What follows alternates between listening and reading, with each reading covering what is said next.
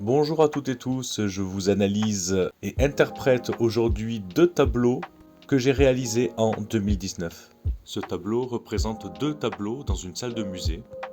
À gauche, une petite fille admire un tableau représentant un papillon. À droite, une foule observe une façade de magasin Primark.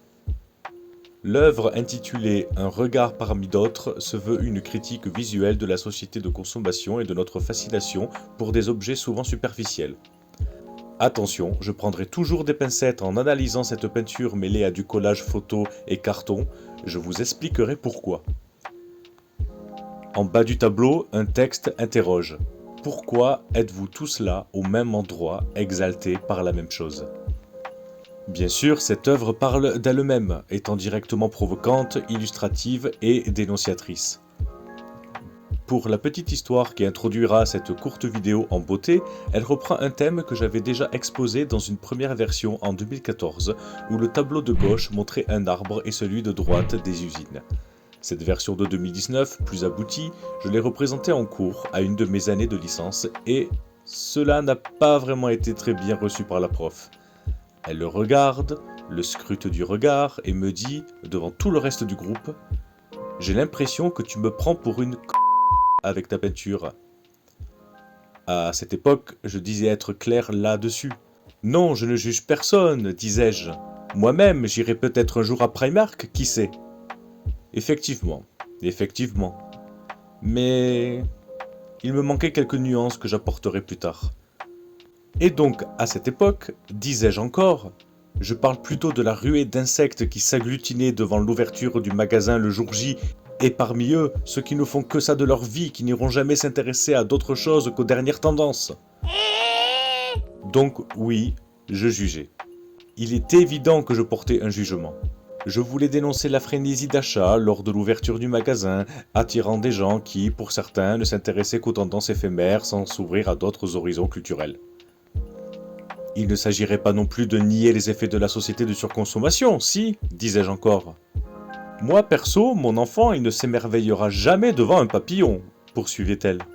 Ce à quoi j'ai rétorqué, bah, je sais pas, peut-être parce que tu l'as mis devant les écrans dès l'âge de 4 ans, non ? Et bim ! Je me disais qu'en effet, s'émerveiller davantage devant Netflix que devant un papillon des îles me semble assez problématique, et désolé pour ceux qui ne seront pas d'accord, je disais, on peut en débattre. Mais me semblait-il que soulever ce genre de question, pourquoi êtes-vous tous là, au même endroit, exaltés par la même chose, ne me semblait pas extraterrestre comme question. Et c'est vrai, c'est toujours vrai. Actuellement, je ne remets toujours pas en question la pertinence de cette question. Je reviendrai sur cette histoire un petit peu plus tard.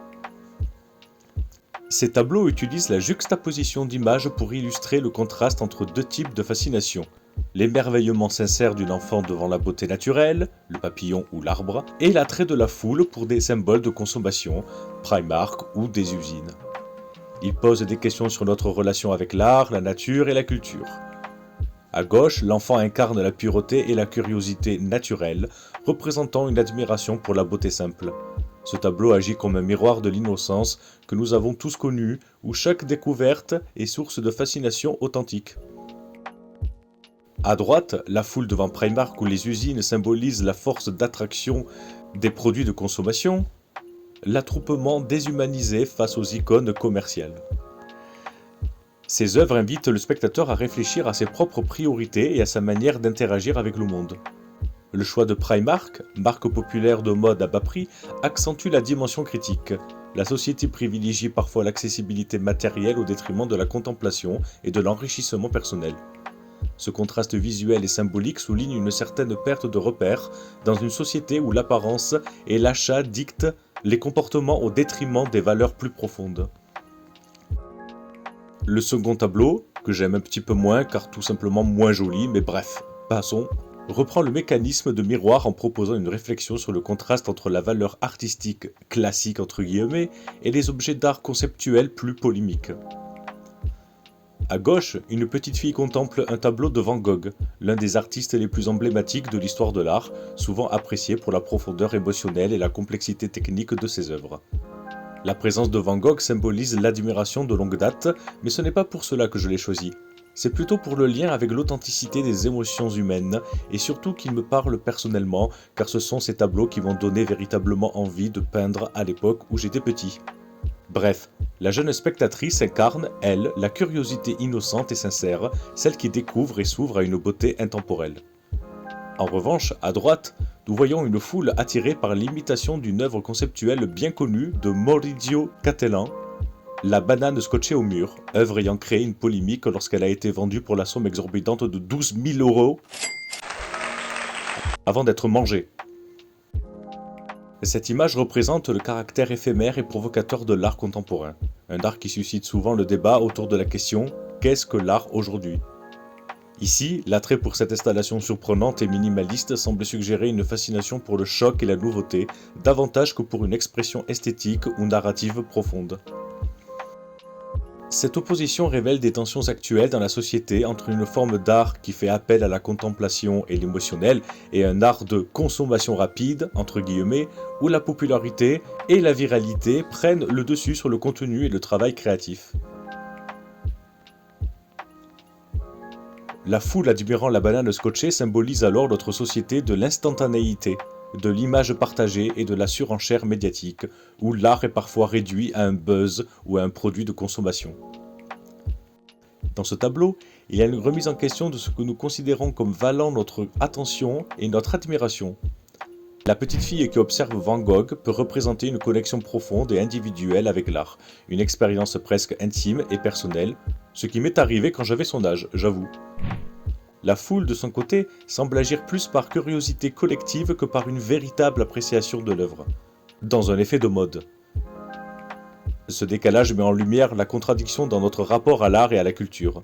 Avons-nous tendance à rechercher ce qui nous bouleverse intérieurement, ou sommes-nous davantage motivés par le besoin d'appartenir à un courant, d'être au courant de ce qui est considéré comme le dernier phénomène ?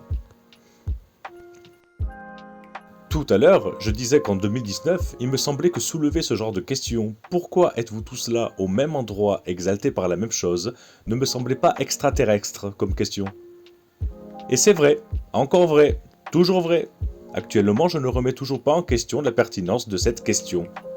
Mais à la différence que, je me prenais pour quelqu'un qui pensait échapper à tous les pièges de la société de consommation. Évidemment qu'il y a une part de jugement, en tant que consommateur médiocre qui ne fait que très rarement les magasins et me balade qu'une fois tous les 6 mois sur les plateformes de films mainstream telles que Netflix par exemple, mais quelque part, même si la réaction de cette prof était sûrement démesurée, je vous l'accorde, je peux comprendre qu'elle ait pris pour elle directement en ayant vu ce tableau. En même temps, mission accomplie, il était fait pour interroger. Mais je pense que j'avais quand même cet état d'esprit de moralisateur, que je n'ai plus maintenant, ou tout du moins j'essaye. Je juge beaucoup moins car, même si nous constaterons toujours qu'effectivement, les magasins seront toujours plus bondés comparés aux musées, que Netflix aura beaucoup plus d'utilisateurs que des plateformes de films indépendants, ou encore que le casino émerveillera toujours plus de monde que le fameux petit papillon dans la montagne, je dis n'importe quoi, on s'en fout, vous voyez l'idée ? Bref. C'est la société de surconsommation qui est à l'œuvre et a un impact sur tout le monde. La société de consommation influence chacun de nous à notre manière et il est difficile d'y échapper complètement. De ce fait, peut-on vraiment blâmer les individus pour cela ? S'ils se remettent en question, c'est mieux, mais peut-on vraiment les juger en tant qu'individus ? Je ne pense pas. Donc aujourd'hui, si je pouvais répondre à ma prof, qui en 2019 m'a demandé si je la prenais pour une conne avec ma peinture, je lui répondrais « Oui, c'est vrai, je t'ai pris un peu pour une conne avec ma peinture, mais j'ai pas vraiment fait exprès. » Je n'avais pas encore assez de recul sur tout cela et me sentais très pédant. Je me pensais au-dessus de la société de consommation, moi. Moi, intouchable, la société de surconsommation ne m'aura pas, jamais. Bon, j'avoue, j'ai mis des années à aller à Primark. Mais vous savez quoi ? J'ai fini enfin par y aller. Et je me suis acheté une jolie petite chemise trop stylée.